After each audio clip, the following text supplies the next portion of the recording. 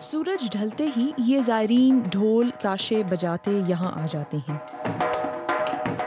انہیں امید ہے کہ وہ اس رقص کے ذریعے خدا کے نزدیک ہو جائیں گے۔ اندرون سندھ میں واقع شاہ عبداللطیف بھٹائی کا مزار، جہاں حاضری دینے کے لیے پورے خاندان گھنٹوں بلکہ دنوں کا سفر کر کے آتے ہیں۔ تاہم طالبان کی طرح سخت گیر سوچ رکھنے والے اس مکتبہ فکر کی شدید مخالفت کرتے ہیں۔ سید وقار شاہ لطیفی شاہ عبداللطیف بھٹائی کی 12ویں نسل میں سے ہیں۔ کچھ ہی عرصہ پہلے ان کی گاڑی پر فائرنگ کی گئی، لیکن یہ اس حملے میں محفوظ رہے۔ تاہم دھمکیوں کے باعث مزار پر سیکیورٹی بہت سخت کر دی گئی ہے۔ میں پریشان تو ہوں لیکن مایوس ہرگز نہیں ہوں۔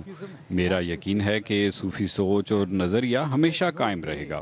ایسا ہو ہی نہیں سکتا کہ انتہا پسند سوچ اور دہشت گردی صوفی نظریے کی راہ میں رکاوٹ بن جائے۔ صوفیاء کا ماننا ہے کہ ان کا نظریہ اور طرز عمل خدا سے رابطہ کرنے کا بہترین طریقہ ہے، تاہم ان کے مخالفین بھی ایک نظریے کی بنیاد پر ہی ان سے اختلاف کرتے ہیں۔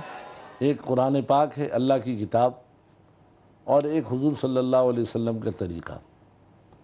جو ان دونوں کے موافق ہوگا تو ہم اس کو قبول کریں گے۔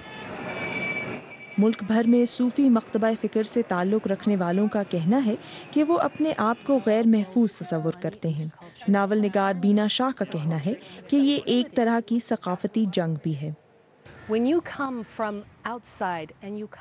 جب کوئی باہر سے آ کر سندھی اور صوفی ثقافت جیسی کھلے دامن کی ثقافتوں کو دیکھ کر یہ کہتا ہے کہ یہاں کا طرز زندگی اور عبادت کا طریقہ غلط ہے اور یہ ایک گناہ ہے، اور اس کی نہ صرف اگلے جہاں میں بلکہ اس دنیا میں بھی سزا ملنی چاہیے، اور یہ سزا ہم خود دیں گے، تو میری نظر میں یہ نفسیاتی تشدد ہے۔ پاکستان میں پچھلے چند سالوں میں اس طرح کے مزارات پر شدت پسندوں کے کئی حملے ہو چکے ہیں۔